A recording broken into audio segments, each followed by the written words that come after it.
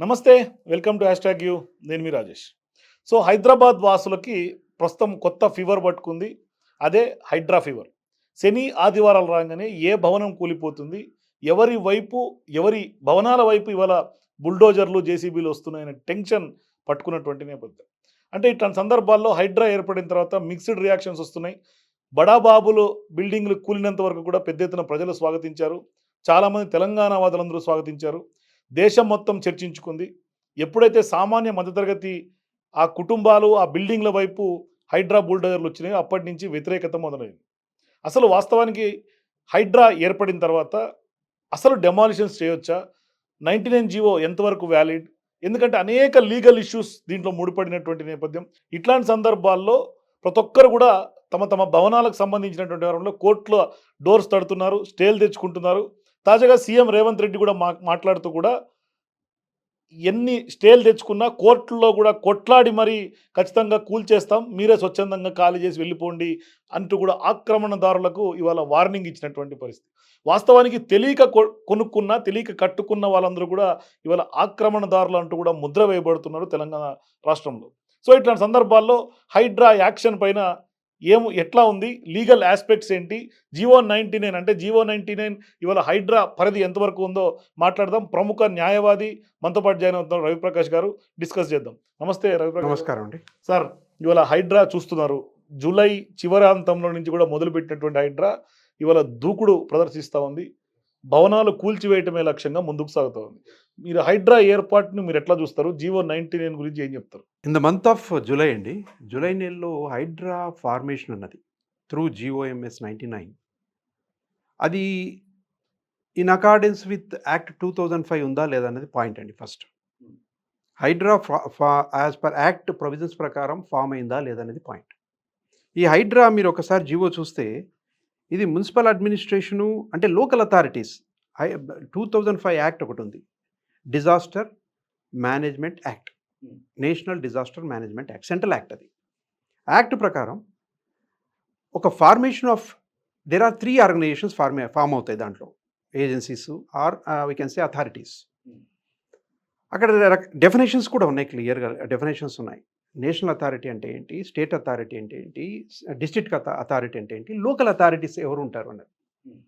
ఈ ఫార్మేషన్ చూస్తే మనము జిఓఎంఎస్ 99లోని ఫార్మేషన్ చూస్తే ఎగ్జిక్యూటివ్ కమిటీ అన్న మాట లేదండి. ఇది యాక్చువల్గా గవర్నింగ్ బాడీ అని చెప్పేసి మోర్ దాన్ 8 పర్సన్స్ని అపాయింట్ చేశారు.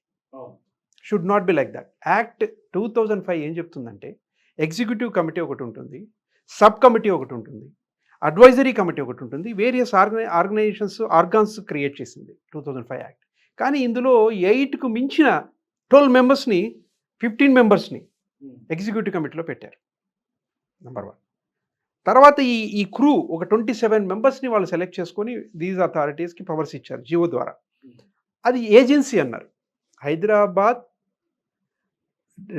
Disaster response and assets protection wing or agency. ఈ agency creation as per norms and as per guidelines as per provisions of act 2005 ఉందా లేదా, that is the foundation of the disaster management అండి. ఇది state Hyderabad అన్న మాట వాడారు, హైదరాబాద్ అన్న మాట ఒకసారి వాడారు అంటే ఇది డిస్ట్రిక్ట్ లెవెల్కి వస్తుంది. Hyderabad is not a state, Hyderabad is not a union territory, it is still a district. So district అన్నప్పుడు డిస్ట్రిక్ట్ ఆర్గనైజేషన్, డిస్ట్రిక్ట్ ఏజెన్సీ ఉంటుంది, డిస్ట్రిక్ట్ అథారిటీ ఉంటుంది యాజ్ పర్ 2005 యాక్ట్. దాంట్లో ఎవరిని అపాయింట్ చేయాలి, ఎవరు దానికి రెగ్యులేట్ చేయాలి, డిజాస్టర్ మేనేజ్మెంట్ ఉన్నప్పుడు ఎలా ప్రివెంటివ్ స్టెప్స్ తీసుకోవాలి, ఎలా ప్లాన్స్ చేసుకోవాలి. ఇట్స్ ఎ కాంప్రహెన్సివ్ అండ్ ఒక ఇంటిగ్రేటెడ్ కంటిన్యూస్ ప్రాసెస్. ఇది దాన్ని వర్కౌట్ చేయాలి అన్నది చూడకుండా జిఓఎంఎస్ అన్నది ఒక hurry action, hasty and hurry యాక్షన్లా కనిపిస్తుంది. ఇమ్మీడియట్గా దాన్ని డెమాలిషన్ ప్రాసెస్కు, ఆపరేషన్స్కి దాన్ని ఆ జియోని వాడొచ్చా, ఆ జియో ప్రకారం ఎవరెవరికి ఏ అధికారాలు వచ్చాయి, ఎవరు నోటీస్ ఇవ్వాలి, ఏ విధంగా ప్రొసీడ్ అవ్వాలి, అది illegal encroachments, illegal constructions, water bodies, no doubt water బాడీస్లో ఎవరు ఆక్యుపై చేసుకోకూడదు, అది ప్రకృతికి సంబంధించిన విషయం, అది మానవ మనుగడకి అవసరమైన అంశాలు అవి. వాటి పట్ల గవర్నమెంట్ స్ట్రిక్ట్గా ఫాలో అవ్వటం మంచిదే, కానీ తీసుకున్న step according to provisions of law ఉందా లేదా చూసుకోవాలి. సో ఈ జీవో యాజ్ పర్ 2005 యాక్ట్ ప్రకారం తయారు చేసిందా లేదా అని చూసుకోవాలి. ఇది municipal administration and urban authority వాళ్ళు ఇన్వాల్వ్ అయిన అంశంలా ఉంది తప్ప ఏ ప్రొవిజన్ కింద వాళ్ళ పవర్స్ ఉన్నాయి, ఏ ప్రొవిజన్స్ ఆఫ్ యాక్ట్ 2005 కింద ఇది ఎస్టాబ్లిష్ అయింది చెప్పట్లా. సబ్ కమిటీని మాత్రం సెక్షన్ 21 కింద ఎస్టాబ్లిష్ అయినట్టు చూపిస్తున్నారు. But that is not a process అండి.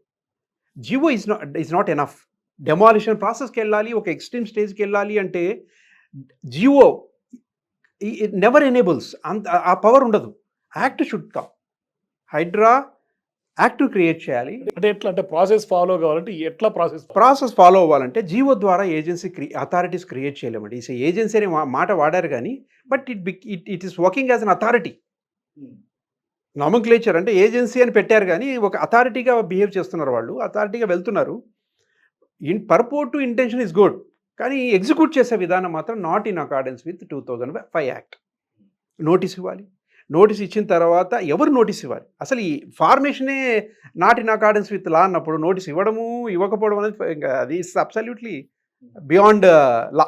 కానీ మీరేమో నోటీసులు ఇవ్వాలంటున్నారు, కానీ ఇదే కమిషనర్గా ఉన్నటువంటి రంగనాథ్ గారు నోటీసులు ఇచ్చే అధికారం మాకు లేదు, మేము నోటీసులు ఇవ్వాల్సినటువంటి అవసరం కూడా లేదు, సుప్రీంకోర్టు జడ్జిమెంట్స్ ఉన్నాయి, ఆ స్టాండ్ తోటి మేము డెమాలిషన్స్ చేయొచ్చు, జీవో 99 అంత పవర్ఫుల్గా ఉంది అని ఆయన చెప్తున్నారు. పోనండి, GOMS 99 ఈజ్ ఈ ఫార్మేషను, మా ఫార్మేషన్ కానీ GOMS 99 కానీ ఇదంతా కూడా as per the judgment of supreme courts అని ఎక్కడైనా రెఫర్ చేశారా?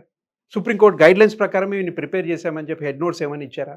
డెఫినేషన్స్ ఏమైనా ఫిక్స్ చేశారా? What is illegal construction now at the stage? మీరే పర్మిషన్లు ఇచ్చారు, మీ డిపార్ట్మెంటే పర్మిషన్లు ఇచ్చింది, మరి వాటికి ఏమంటారు? మీరు వెళ్ళి పగలగొట్టేస్తే యువర్ డిపార్ట్మెంట్ గేవ్ పర్మిషన్ అంటే యువర్ వైకేరియస్లీ లైబుల్. నా యూ కాంట్ స్ట్రైట్ అవే వెళ్ళి పగలగొట్టడానికి లేదు. You must adapt the law, proper law. మరి మీరు పర్మిషన్ మరి దాన్ని మీరు ఇచ్చిన మీ ఆఫీస్ ఇచ్చిన పర్మిషన్లు క్యాన్సిల్ చేశారంటే మీకేం పవర్ ఉంటుంది? ఈక్వల్ అథారిటీకి పవర్ ఉండదు. ఒక డిస్ట్రిక్ట్ జడ్జి ఆర్డర్ పాస్ చేశాడంటే ఇంకొక డిస్ట్రిక్ట్ జడ్జి ఆర్డర్ మీద కూర్చోలేడు, హైకోర్టుకి వెళ్ళాలి, హైరార్కీ ఉంటుంది. అలా ఫిక్స్ చేయాలి తప్ప మీ ఆఫీస్ ఇచ్చిన పర్మిషన్సే ఇల్లీగలు, ఇప్పుడు వచ్చి ఇల్లీగల్ అంటే ఎలా? ఆ రోజు ఎలా ఇచ్చారు? అంటే వాళ్ళు కరప్టివ్ అయితే your office is vicariously liable. How common people should suffer for all these things. ఎందుకు వాళ్ళు సఫర్ అవ్వాలి? మీరు చేసిన ఏదానికి? వాళ్ళు బిల్డర్లు ఈ దగ్గర పర్మిషన్ తీసుకున్నారు, అప్పుడు వాళ్ళు ఇచ్చారు, వీళ్ళు కొల్యూడ్ అయ్యారు, చేశారు, సామాన్య ప్రజలు దాంట్లో ఇన్వాల్వ్ అయినారు. అలాంటప్పుడు మీరు ఎలాంటి స్టెప్ తీసుకోవాలి? ఇంత హార్ష్ స్టెప్ తీసుకునే సిచ్యుయేషన్ ఉందా? ఎలాంటి స్టెప్ మనం తీసుకోవాలి? ఎట్లా కూర్చొని దాన్ని డిస్కస్ చేసి ఫైనలైజ్ చేయాలి? నెగోషియేషన్స్ని ఎలా చేసుకోవాలని ఉంటుంది తప్ప యుద్ధాన్ని తయారు చేసి, సైనికుల్ని తయారు చేసి శత్రు దేశాల మీద వదిలేసినట్టుగా పేద ప్రజల మీద, అమాయకుల మీద వదలకూడదు కదా. మీరు చేసే సంకల్పం గొప్పదండి, కాదనం, నో డౌట్ అబౌట్ దాట్. మేము కూడా సపోర్ట్ చేస్తాం యాజ్ అన్ అడ్వకేట్ సర్కిల్లో, మేము సపోర్ట్ చేస్తాం, provided that should be in accordance with law. అంటే అకార్డెన్స్ విత్ లా అంటే లా ప్రకారం వెళ్తే కూల్చేసుకోవచ్చా? లా ప్రకారం కూల్చాలి అంటే దేర్ కాంప్రహెన్సివ్ ఎంక్వైరీలు ఉండాలి, కాంప్రహెన్సివ్ రిపోర్ట్స్ ఉండాలి, తర్వాత రెవెన్యూ రికార్డ్స్ దానికి సంబంధించి ఉండాలి, సర్వే ఆఫ్ ఇండియా మ్యాప్స్ సంబంధించిన రికార్డ్స్ ఉండాలి. ఆ రికార్డ్స్ అన్ని పెట్టి చూసి దానికి తీసుకోవాల్సిన వాళ్ళు ఇచ్చిన పర్మిషన్స్ క్యాన్సిల్ చేసి, ఆ క్యాన్సిల్ చేయడానికి మళ్ళీ నోటీసులు ఇవ్వాలి. వీళ్ళు ఎలా తీసుకున్నారు, వాళ్ళు ఎలా ఇచ్చారని ఎంక్వైరీ చేయాలి. ఇప్పుడు గవర్నమెంట్ కూడా లైబుల్ కదండి, మరి వాళ్ళు ఇచ్చిన పర్మిషన్స్ కొంతమంది కట్టారు, దెన్ వాట్ విల్ హ్యాపెన్? పర్మిషన్లు చూసి కొనుక్కున్నటువంటి వాళ్ళు కూడా ఉన్నారు చాలా మంది. ఇప్పుడు వాళ్ళు ఏమంటారు, మేము ఇన్నోసెంట్గా ఆ రోజు పర్మిషన్స్ వచ్చినాయి, ఇవన్నీ కూడా మాకు తెలియవు, పర్మిషన్స్ ఎందుకు ఇచ్చారు అంటే ఇంప్లాయిడ్గా ఏంటి మీనింగు? ఎస్ కరెక్ట్గా ఉంది, మేము కొనొచ్చు అంటే ఈ కైండ్ ఆఫ్ ఇంటెన్షన్, ఈ కైండ్ ఆఫ్ ఆలోచన ఎందుకు వచ్చింది? మీరు రూట్ లెవెల్లో మీరు ఇచ్చిన పర్మిషన్సే, గ్రాస్ లెవెల్లో మీరు ఇచ్చిన పర్మిషన్స్ బేస్ అయ్యాయి. చాలా వాటికి ఇరిగేషన్ క్లియరెన్స్ ఇచ్చారు, ఎన్ఓసీలు ఇచ్చారు, GHMC, HMDA, municipality authorities, panchayats, ఇవన్నీ గవర్నమెంట్ బాడీసే. మరి ఇన్ని గవర్నమెంట్ బాడీస్ పర్మిషన్ ఇచ్చిన తర్వాత సామాన్య మానవుడు ఏమనుకుంటారు? ప్రభుత్వాన్ని గుడ్డిగా నమ్మే పరిస్థితి ఉంటుంది. కానీ ఇవాళ ప్రభుత్వం వచ్చి మీరు కట్టుకున్నది ఆక్రమణ, చెరువు ఎఫ్టీఎల్ బఫర్ జోను, లేకుంటే నాలాల బఫర్ జోను, దీన్ని ఎట్లా చూడాలి అసలు? ఇది అబ్సల్యూట్ అండి. సంకల్పించి ముందుకెళ్ళే విధానం అంతా కూడా ఇది ఏదో ఇండివిజువల్ ఇంటెన్షన్, ఇండివిజువల్ యాక్ట్స్ కాదు, ఇవి government action. Law with in the frame of act 2005లో లేకపోతే కోర్టు డెఫినెట్గా ఇంటర్ఫియర్ అవుతాయి.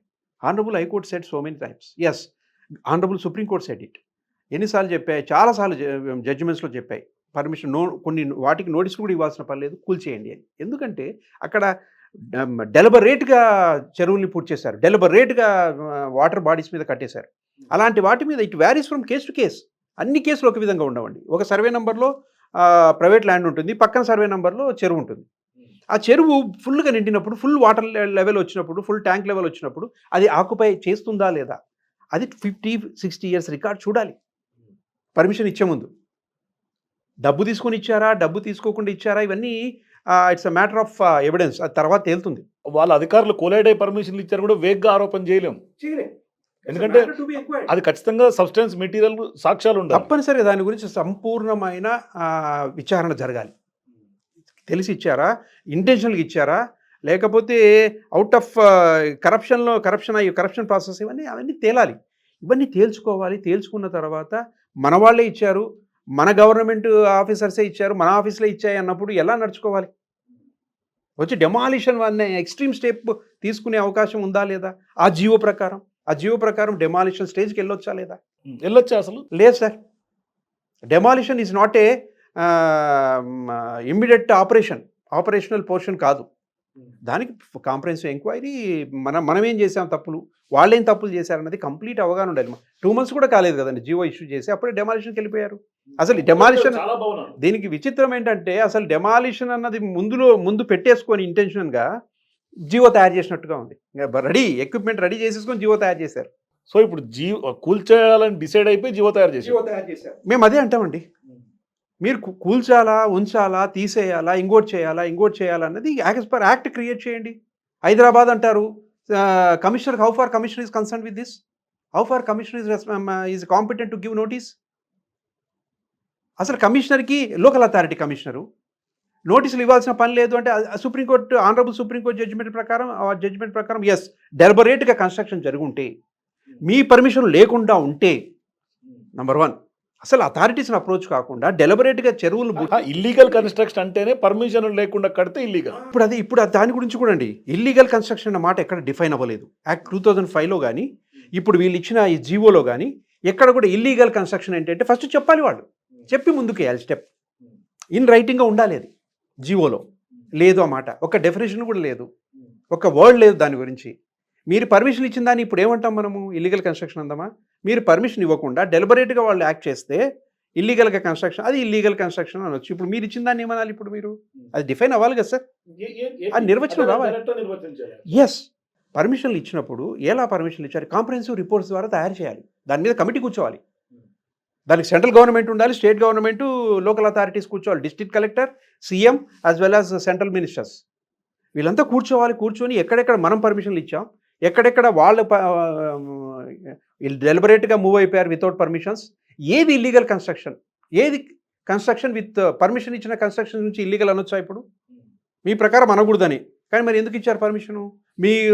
మీరు మీ ఆఫీస్ ఇచ్చిన పర్మిషన్ మీరు ఎట్లా దాన్ని డెలిబరేట్గా కాదని వస్తారంటే, ఇల్లీగల్ కన్స్ట్రక్షన్సా, ఇల్లీగల్ డెమాలిషన్సా? సో ఇప్పుడు డెమాలిషన్ కూడా ఇల్లీగలే. Not in accordance with law. మీరు సంకల్పించిన పనిని చట్టబద్ధంగా చేస్తే హ్యాపీ అండి. అది ఖచ్చితంగా పర్యావరణాన్ని కాపాడాల్సిన బాధ్యత గవర్నమెంట్కి ఉంటుంది. ఎస్, వాళ్ళు మంచి సెంటెన్స్ కూడా మెయింటైన్ చేశారు, assets protection. Yes, government assets. ఇన్ని రోజులు కళ్ళు మూసుకొని మీరు ఎందుకున్నారు? ఇంత ల్యాచెస్ ఉన్నాయి కదా మీ మీద. 30 ఏళ్ళు 40 ఏళ్ళు కట్టి ఇంత అయిన తర్వాత ఇంతమంది mushrooming, so many people, even middle class people, low middle class people కూడా అప్పులు చేసి వాళ్ళు వచ్చి ఏదో కొంటారు, second hand, third hand, fourth హ్యాండ్లో కొంటారు. ఈ రోజు వచ్చి మీ కళ్ళు తెచ్చుకొని టక్కన వచ్చి డెమాలిషన్కి వెళ్ళిపోతే స్ట్రైట్గా అదే వద్దంటున్నాం మేము. డెమాలిషన్ కాదు, నెగోషియేషన్స్, ప్రాపర్ నెగోషియేషన్స్. మీరు చూశారు, చెరువు మీద కట్టారు, మీ ఆఫీస్ పర్మిషన్ ఇచ్చినప్పుడు వాటిని ఎట్లా డీల్ చేయాలి? లేదు వాళ్ళు డెలిబరేట్గా కట్టినప్పుడు మీరు అన్నట్టు ఎస్, సుప్రీంకోర్టు, ఆనరబుల్ సుప్రీంకోర్టు చెప్పినట్టు ఎస్, పర్మిషన్స్ తీసుకోకుండా డెలిబరేట్గా కట్టినందుకు డెమాలిష్ చేయొచ్చు. నోటీస్ కూడా ఇవ్వాల్సిన పని లేదు ఆ సందర్భంలో, ఎందుకంటే డెలిబరేట్ యాక్ట్ అది. దాన్ని కూడా నిర్వచించలేదు. వెదర్ డెలిబరేట్ యాక్ట్ అంటే ఏంటి, ఇల్లీగల్ కన్స్ట్రక్షన్స్ అంటే సో మెనీ డెఫినేషన్స్ రావాలి. సో ఇప్పుడు కూల్చివేతలు జరిగిపోతున్నాయి, ఎవరు అవునన్నా కాదన్నా, ఎవరు ఒప్పుకోకపోయినా కూల్చివేతలు జరుగుతున్నాయి. కోర్టులో ఎందుకు ఇంటర్వ్యూన్ అవ్వట్లేదు? ఎందుకు పబ్లిక్ ఇంట్రెస్ట్స్ కింద పిల్లు ఎందుకు ఎవరు ముందుకు వచ్చి వేయట్లేదు? ఇప్పుడు ఏమవుతుందంటే సార్, ఒకసారి GO 99 has come, right are wrong it has come. వాటిని ఆపరేషన్లో మనం పెట్టినప్పుడు, వాటిని ఫోర్స్లో మనం పెడుతున్నప్పుడు అది కన్స్ట్రక్షన్స్ ఇల్లీగలా, డెమాలిషన్ ఇల్లీగలా అన్నది దట్ షుడ్ బి డిసైడెడ్. అంటే కాంప్రహెన్సివ్‌గా ఒక కేసెస్ బిఫోర్ కోర్ట్ రావాలి. కోర్టు వేసిన బట్టికే వస్తుంది తప్ప, అంత నోటీస్ ఇచ్చారు, నోటీస్ ఇవ్వలేదు. డెమాలిషన్ చేశారు, డెమాలిషన్ చేయలేదు. ఇలాంటి ప్రిలిమినరీ ఇష్యూస్ మీద కోర్టుకెళ్తున్నారు తప్ప, వెరీ జీవోని క్వెషన్ చేయాలి. GO in accordance with 2005 act కింద ఉందా లేదా చూడాలి. ఎగ్జిక్యూటివ్ కమిటీస్ ఎలా ఫామ్ అయ్యాయి. ఎగ్జిక్యూటివ్ కమిటీ అనే మాటే లేదు అక్కడ. ఓన్లీ గవర్నింగ్ బాడీని పెట్టారు, సబ్ కమిటీ అని పెట్టారు, సబ్ ఎగ్జిక్యూటివ్ కమిటీలు. సో ఇవన్నీ కూడా ప్రాపర్‌గా ఫామ్ అయ్యాయా? ఈ కోరం కరెక్టా? దీంట్లో మెంబర్స్ కరెక్టా? ఏ ఉద్దేశంతో దీన్ని ఎస్టాబ్లిష్ చేశారు? హైదరాబాద్ అనే వర్డ్ వాడతారు. హైదరాబాద్ వర్డ్ అంటే డిస్ట్రిక్ట్ అవుతుంది కదా! స్టేట్‌కి ఎట్లా పవర్ ఉంటుంది? ఎట్లా కోఆర్డినేట్ చేసుకోవాలి? కానీ చాలామంది ప్రజలకి లీగల్‌గా ఇంత అవగాహన ఉండదు. ప్రభుత్వాలు చేస్తున్నాయి కదా! నిజమే మాదే తప్పేమో, మేము బాధితులుగా మేము అంటే పాపం ఒకరు చేశారు, శాపం మాదిలాగా అవుతుందని ప్రజలు ఆవేదన, ఆందోళన చెందుతున్నారు తప్పనించి, మేము కోర్టుకు ఆశ్రయించాలి, ఈ విధంగా వెళ్ళాలని చాలా మందికి అవగాహన లేదు వాస్తవానికి. ఇప్పుడు ఎవరైనా సరే, సార్ ఈ జీవో కరెక్ట్‌గా ఉందా? దీని కింద 2005 యాక్ట్ అని మీరు అంటున్నారు కదా! దాని కింద కరెక్ట్‌గా ఉందా అని ఇప్పుడు నన్ను అప్రోచ్ అవుతున్నారు. Some people are coming.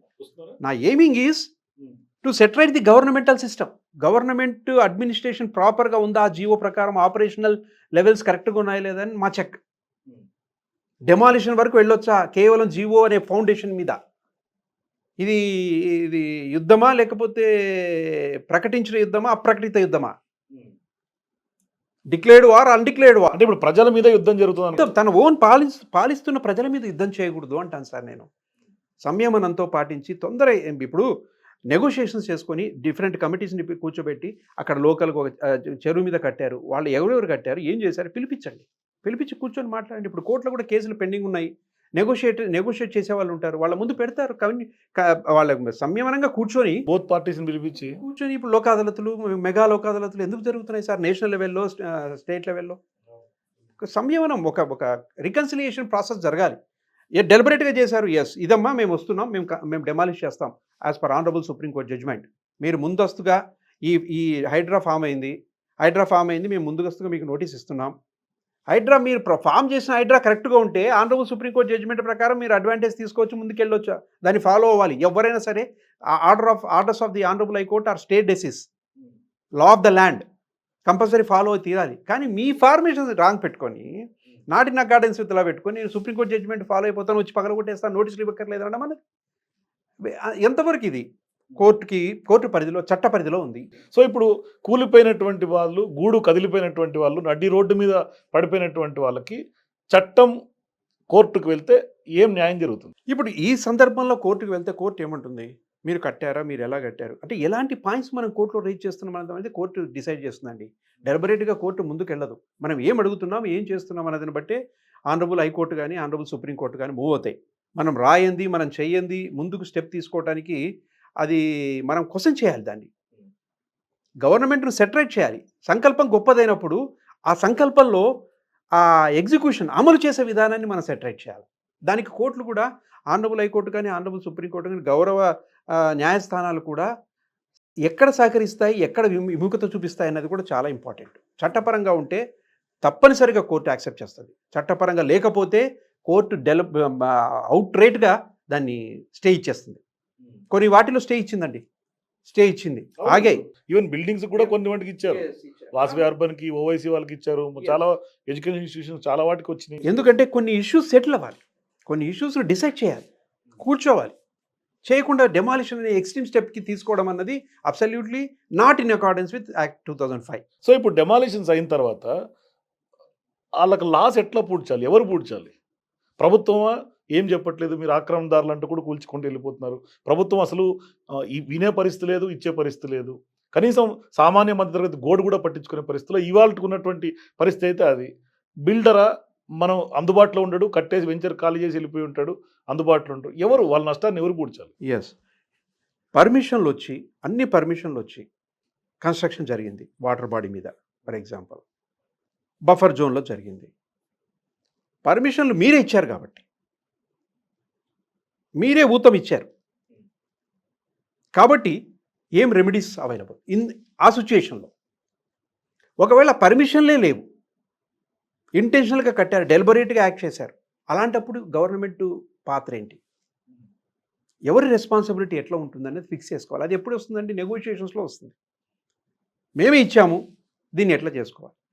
లేదు మీరే తీసుకొని మా పవర్స్ అన్ని మీరే తీసేసుకొని ఇల్లీగల్గా కన్స్ట్రక్ట్ చేశారు. అలాంటప్పుడు ఏం చేయాలి? అందులో ఆల్రెడీ ఈరోజు ఇన్నేళ్ల తర్వాత కళ్ళు తెరుచుకొని సడన్గా మేము మీద పడతాము అంటే అది ఏంటంటే అది యుద్ధం కూడా పద్ధతైన యుద్ధం కాదు. యుద్ధం అన్నదే రాంగు. నీ సొంత ప్రజల మీద, నువ్వు పాలిస్తున్న ప్రజల మీద యుద్ధం చేయడం అన్నది ఆ రాజుకి అంత శ్రేయస్కరం కాదు. సో అలాంటప్పుడు నువ్వు ప్రకటించిన యుద్ధము ఫ్రేమ్లో ఉందా లేదా? కానీ ఇవాళ చాలా మంది ప్రజలు ధర్మయుద్ధమా కాదా? చాలా మంది కొంతమంది అనేది ఏంటంటే హైడ్రా లాంటి వ్యవస్థ జిల్లాలకు కూడా రావాలి అని. కంపల్సరీ అండి. ఆ యాక్ట్లో 2005లోనే ఉంది సార్. యాక్ట్ 2005లోనే మీరు state level, central level, local level అంటే మీన్ డిస్ట్రిక్ట్ లెవెల్‌లో కూడా ఉంది. డిస్ట్రిక్ట్ లెవెల్‌లో head is collector. Hyderabad district లెవెల్‌లోకి వస్తుంది sir. Collector should give notice, not commissioner. దానికి కమిటీ వేరుంటుంది, దాని సబ్ కమిటీ వేరుంటుంది, దాని ఎగ్జిక్యూటివ్ కమిటీస్ వేరుంటాయి. చాలా వరకు కన్స్ట్రక్షన్స్‌లో కలెక్టర్ ఇంక్లూడింగ్ గివెన్ ఎన్ఓసిస్ వాటికి ఏం చెప్పాలి? అదే చెప్తున్నాను సార్. డెలివరీ వాళ్ళు ఇప్పుడు వీళ్ళు పర్మిషన్లు వీళ్ళే ఆఫీసే ఇస్తే, ఇవ్వకూడనివన్నీ పర్మిషన్లన్నీ ఇవ్వాల్సిన వ్యక్తులు ఇస్తే, చట్టబద్ధంగా వాళ్ళకి రైట్ ఉంది, ఇచ్చే హక్కు ఉంది, ఏంటి పవర్ ఉంది. ఆ పవర్ మిస్యూజ్ అవుతాయి. దెన్ ఆ సందర్భంలో ప్రజల పరిస్థితి ఏంటి? ఎవరు దాన్ని కాంపెన్సేట్ చేయాలి? బిల్డర్స్ వాళ్ళు కొల్లుడై మధ్యలో వీళ్ళు ఇరుక్కుపోయారు. Middle class, lower middle class ఎంత ఇబ్బంది పడుతున్నారు వాళ్ళు.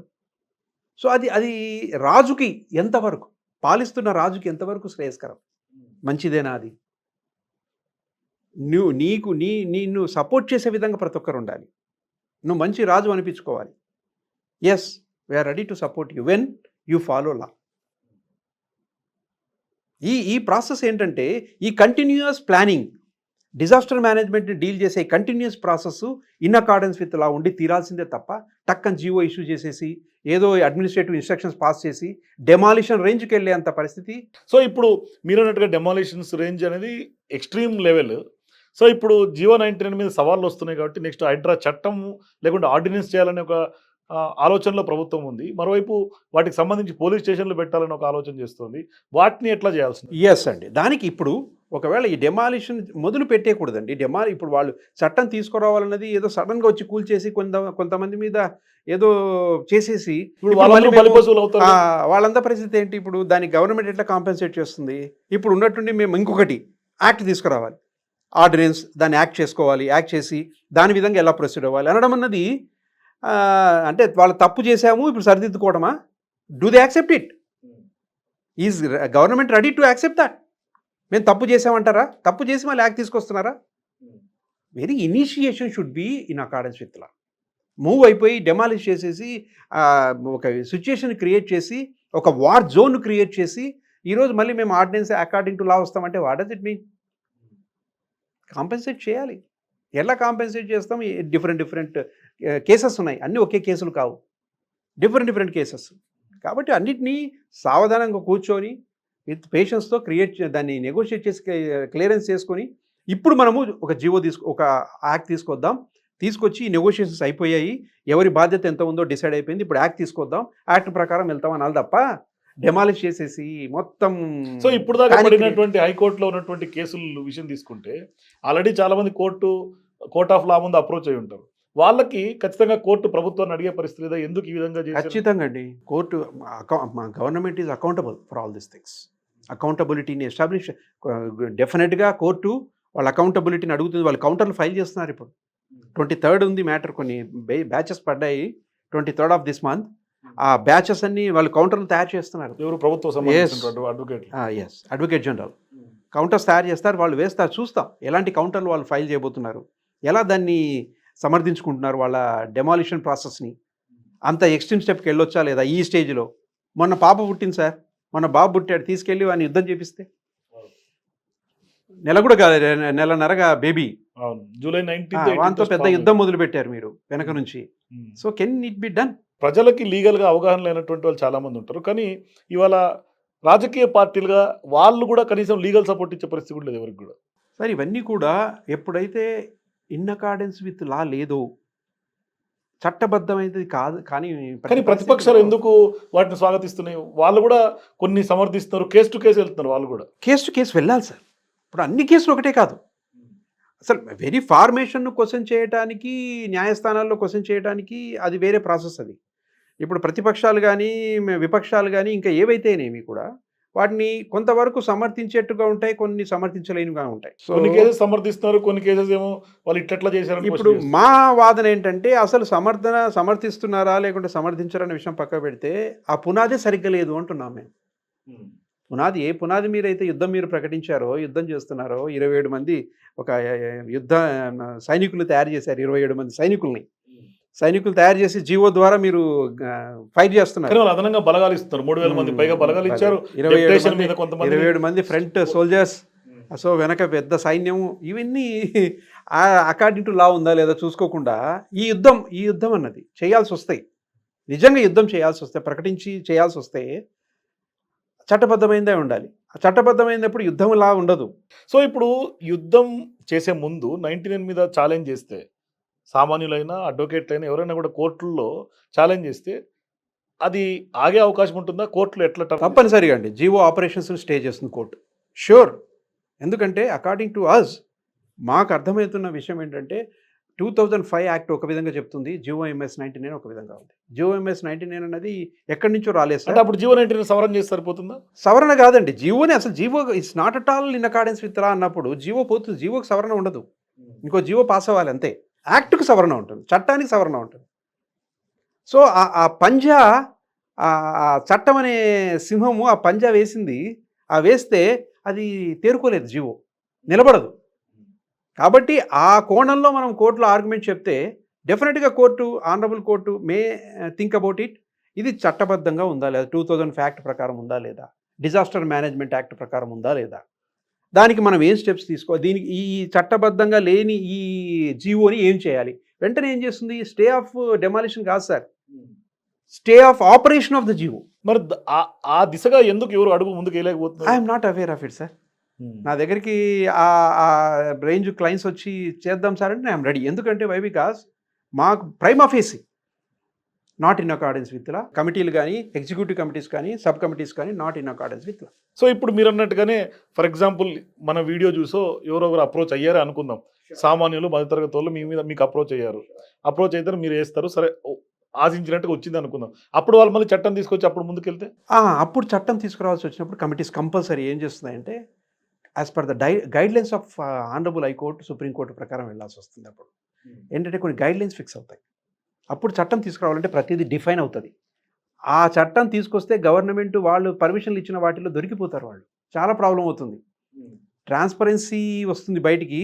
అప్పుడు వాళ్ళు they may not be able to save their skin. So ఇప్పుడు మీరు ట్రాన్స్పరెన్సీ అన్నారు కాబట్టి ఇప్పుడు దాకా హైడ్రా నడుస్తున్నటువంటి పనితీరు ట్రాన్స్పరెంట్గా ఉందా?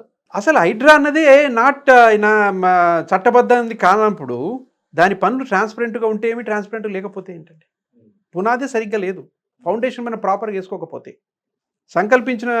సంకల్పం గొప్పది, కానీ అమలు చేసే విధానం మాత్రం చట్టబద్ధమైంది కాదు అన్నది మా వాదన. సో ఇప్పుడు లోన్ల పరిస్థితి వస్తే మొన్న విల్లాలు కొన్ని కూల్చేశారు. దాదాపు 13 విల్లాలు ఏమో కూలిపోయినాయి. ఆల్మోస్ట్ ఆల్ ఇవాళ రేపు హైదరాబాద్లో ఉన్నటువంటి ఏ ఒక్క middle class person without loan, home loan ఎవరు ఇల్లు కొనే పరిస్థితి లేదు. ప్రతి ఒక్కరు హోమ్ లోన్ ఉంటుంది. ఆ లోన్ల పరిస్థితి ఏంటి? అది ఒకటండి. అంటే బ్యాంకర్స్ ఎట్లా డీల్ చేస్తారు? ఇప్పుడు దాంట్లో ఈ కాంటింజెన్సీ ఏముండదు. లోన్ ఒకవేళ గవర్నమెంట్ వచ్చి డెమాలిష్ చేస్తే అసలు వాళ్ళు లోన్ ఇచ్చేటప్పుడు కూడా వాళ్ళు బాగా చూసుకో. అసలు చాలా వరకు ప్రభుత్వ రంగ బ్యాంకు LIC, SBI లోన్లు ఇస్తున్నటువంటి government is total involve sir. అన్ని ఆర్గాన్స్ ఇన్వాల్వ్ అయ్యాయి కన్స్ట్రక్షన్ అప్పుడు. ఇది ఎప్పుడో చేయాల్సిన పనులు లేట్గా చేస్తూ పోతే ఏమవుతుందంటే దాని ఉద్దేశమే మిస్ అయిపోతుంది. ఇది time is very important for this acts.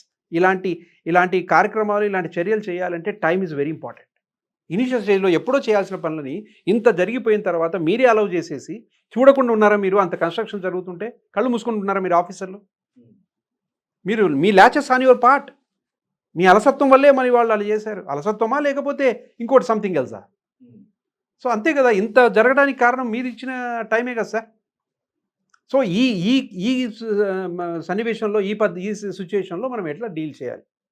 అంతేగాని ఇంత సెటిల్మెంట్ చేయకుండా మొన్న పాపను కానీ మొత్తం మొన్న జీవోను క్రియేట్ చేసి ఈరోజు మొత్తం డెమాలిష్ చేసేసుకుంటూ వెళ్ళిపోతాం. అవును తప్పు చేసాం, వెనక్కి వద్దాం, ఇప్పుడు యాక్ట్ పాస్ చేద్దాం. ఏంటండి ఇది? ఇమ్మెచ్యూరిటీ కదా. Let us be so mature. మీకు అర్థం కాకపోతే లీగల్ ఎక్స్పర్ట్స్ని కన్సల్ట్ చేయండి. ప్రాపర్టీని కాపాడాలి. చెరువుల్ని, కుంటల్ని, హైదరాబాద్ చుట్టూ కొన్ని వందల చెరువులు ఉన్నాయి.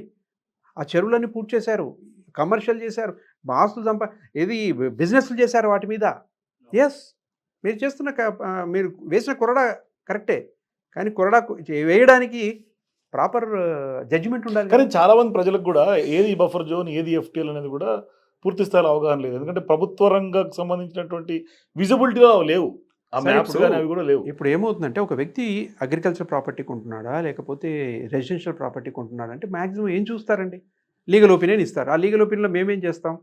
కరెక్ట్గా అమ్మేవాడికి రైట్ ఉందా లేదా, వాడు ఎక్కడి నుంచి కొన్నాడు చూస్తాం. లింక్ డాక్యుమెంట్స్ అన్నీ చూస్తాం. ఈసీ చూస్తారు. జియలాజికల్ విషయాలు, పర్మిషన్ ఆల్రెడీ వచ్చి ఉంటాయి కాబట్టి మేము కూడా ఒకసారి ఆ పర్మిషన్లు వచ్చాయి కాబట్టి ఆ లోతులోకి మేము వెళ్ళలేదు. ఇప్పుడు బిఫోర్ హైడ్రా, ఆఫ్టర్ హైడ్రా అన్నట్టు ఇప్పుడు మేము కూడా జియలాజికల్ విషయాలు కూడా చూడాలి. సర్వే ఆఫ్ ఇండియా మ్యాప్ పట్టుకురామనాలి ఇప్పుడు క్లయింట్ని.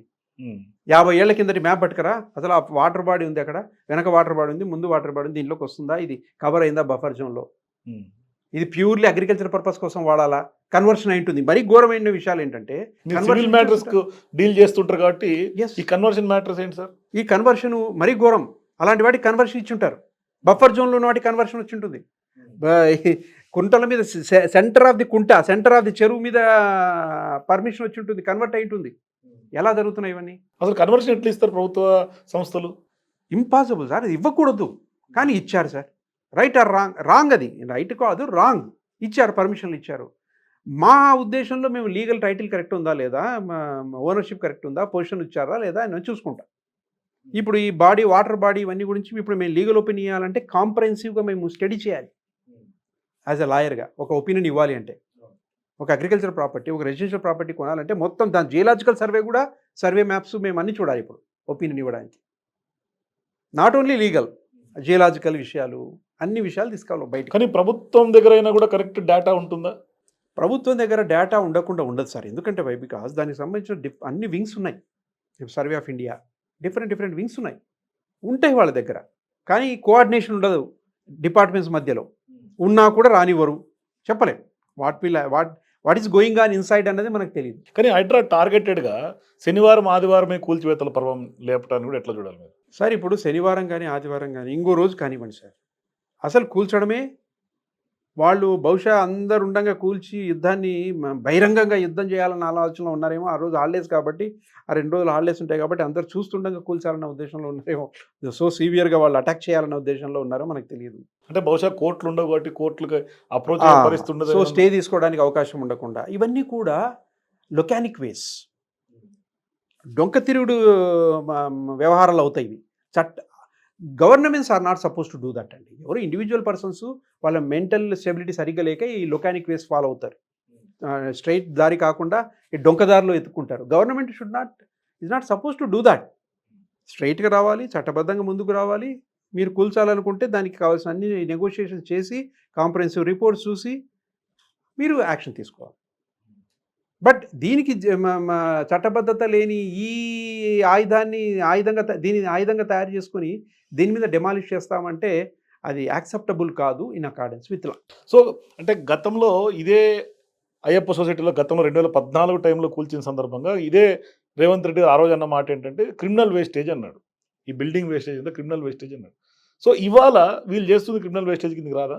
ఇదంతా కూడా అండి ఇప్పుడు వాళ్ళని వైకేరియస్గా లైబుల్ చేసే పద్ధతి ఉంటుంది. అంటే వాళ్ళు కూడా బాధ్యతాయుతంగా వాళ్ళందరూ బాధ్యత వహించినట్టే. ఇప్పుడు వాళ్ళ డిపార్ట్మెంటే పర్మిషన్స్ ఇచ్చింది కాబట్టి అసలు మున్సిపల్ డిపార్ట్మెంటు, అర్బన్ డిపార్ట్మెంటు ఈ 2 డిపార్ట్మెంట్లని ఎనేబుల్ చేసే అంత సెక్షన్ ఏమి ఈ 2005 యాక్ట్లో ఏ సెక్షన్ బేస్ చేసుకుని జీవో తయారు చేశారన్నది పర్పోర్ట్లో లేనే లేదు. ఆబ్జెక్ట్స్లో వెరీ హెడ్డింగ్లో ఉంటుంది అది. According as per the rule, as per the provisions of act 2005 disaster management act కింద మేము ఇచ్చాము అన్నది ఎక్కడ లేదు. లాస్ట్లో సబ్ కమిటీ ఏర్పాట్లో మాత్రం సెక్షన్ 21 ఆఫ్ యాక్ట్ వాడారు తప్ప ఇంకా మిగతా చోట ఎక్కడ యాక్ట్ గురించి మాట్లాడలేదు. సో ఇప్పుడు జరుగుతున్నటువంటి విధానం చూస్తుంటే హైడ్రా వచ్చిన తర్వాత హైడ్రా ముసుగులో అంటే హైడ్రా ఆల్రెడీ కొరడ జులిపిస్తుంది. హైడ్రా ముసుగులో లోకల్ బాడీస్ ఎవరైతే ఇరిగేషన్ కానీ మున్సిపాలిటీ అధికారులు కానీ వాళ్ళు మళ్ళీ సర్వేలు చేసి వాళ్ళు కూడా నోటీసులు సర్వ్ చేస్తున్నారు. మీరున్నది ఇప్పుడు ఫర్ ఎగ్జాంపుల్ మనం దుర్గం చెరువు విషయం తీసుకున్నా లేకుంటే ఓల్డ్ బోయిన్పల్లి చెరువు విషయం తీసుకున్నా వాళ్ళు చేస్తున్నదే. వాళ్ళు మున్సిపల్ అధికారులే వెళ్ళి నోటీసులు ఇస్తున్నటువంటి పరిస్థితి. అట్లా ఇచ్చే అధికారం మున్సిపాలిటీకి ఉంటుంది. ఎందుకంటే వాళ్ళు ఇచ్చిన పర్మిషన్లో వాళ్ళ అప్రూవ్డ్ లేఅవుట్స్లో కట్టుకున్న తర్వాత సేమ్ బాడీ ఇవాళ బఫర్ జోన్ అని లేదంటే కనుక ఇది ఇల్లీగల్ అని ఇచ్చే అవకాశము ఆస్కారం ఉంటుందా? ఒక ఆఫీసు ఏదైతే పర్మిషన్లు ఇచ్చే పవర్ ఉన్న ఆఫీసు ఒకసారి పర్మిషన్ ఇష్యూ చేసిన తర్వాత మళ్ళీ ఇది మేము తప్పు చేసాము లేకుంటే ఇది కాదు కరెక్ట్ ఇంకొక ఆఫీసర్ వచ్చి నో ఇది రాంగ్ అని చెప్పి చేయడానికి లేదు. Same authority same level of powers ఉన్న అథారిటీస్కి ఈ అథారిటీ ఇచ్చిన ఆర్డర్ మీద డిసైడ్ చేయడానికి లేదు. హైయర్ అథారిటీకి వెళ్ళాలి. హైరార్కీ ఉంటుంది. మనం ఈ డిపార్ట్మెంట్లో ఇచ్చాము, అప్పుడు కరప్ట్ ఆఫీసర్ ఇచ్చాడు లేకపోతే ఏదో చేశాడు, ఇప్పుడు మనం దీన్ని ఎట్లా సెట్ చేసుకోవాలన్న దానికి హైయర్ ఆఫీసర్ నుంచి అంటే సెంట్రల్ గవర్నమెంట్ నుంచో లేకపోతే హైయర్ అథారిటీ ద్వారా దాన్ని క్యాన్సిలేషనో లేకపోతే ఇంకోటి యాక్షన్ తీసుకొని ముందుకు రావాలి. Same municipality same panchayat same commissioner ఉన్నారు సార్. కమిషనర్ ఒక ఆర్డర్ ఇచ్చాడు, ఇంకో కమిషనర్ వచ్చి దాని మీద జడ్జిమెంట్ ఇవ్వడానికి లేదు, ఆ కమిషనర్ రాంగ్ అనడానికి లేదు. దానికి చట్టబద్ధత ఉండదు. కానీ ఇవాళ ఇదే గవర్నమెంట్ డిపార్ట్మెంట్లు ఇదే టౌన్ ప్లానింగ్ ఇదే ఇరిగేషన్ డిపార్ట్మెంట్ సర్వేలు చేసి మీరు బఫర్ జోన్ అని లేదంటే కనుక ఇల్లీగల్ బిల్డింగ్స్ అని ముద్ర వేసి పోతున్నటువంటి పరిస్థితి. అదే సార్, అదేంటి కోర్టు దృష్టికి రావాలి, కోర్టులో తేలాలి. కానీ వీళ్ళు చేసే ఈ కార్యక్రమాలన్నీ కూడా ఆనరబుల్ కోర్టులో గౌరవ హైకోర్టులో కానీ గౌరవ సుప్రీంకోర్టులో కానీ తేలాలి. సో ఇంకొక చిన్న ముగించే ముందు చివరిగా ఏంటంటే మొన్న ఈ నెల రోజుల పాటు జరిగినటువంటి కూల్చివేతల్లో మేము ఇన్ని ఎకరాలు స్వాధీనపరుచుకున్నాం, ఇన్ని భవనాలు కూల్చేమని రిపోర్ట్ ఇచ్చారు హైడ్రా కమిషనర్ రంగనాథ్ గారు. సో వాస్తవానికి నేను ఒకసారి స్పాట్స్కి వెళ్ళి విజిట్ చేస్తే అక్కడ ఇంకా కూల్చినటువంటి స్లాబ్లు డెబ్రీస్ మొత్తం యాజ్ ఇట్ ఈస్గా ఒక ఇటుక కూడా పక్కకు పోకుండా అక్కడే పడినటువంటి పరిస్థితి. దాన్ని పూర్తి స్థాయిలో డిస్మాంటిల్ చేయనటువంటి భవనాలు చాలా ఉన్నాయి, చాలా అన్నీ అలాగే ఉన్నాయి. ఇట్లాంటి సందర్భాల్లో చెరువు పునరుద్ధరణ అని మాట్లాడుతున్నటువంటి ఈ ప్రభుత్వ పెద్దలకు కానీ లేకుంటే అధికారులకు కానీ అది స్వాధీనం అయినట్టే. అసలు స్వాధీనం చేసుకోవాలంటే ఎట్లా స్వాధీనం చేసుకోవాలి?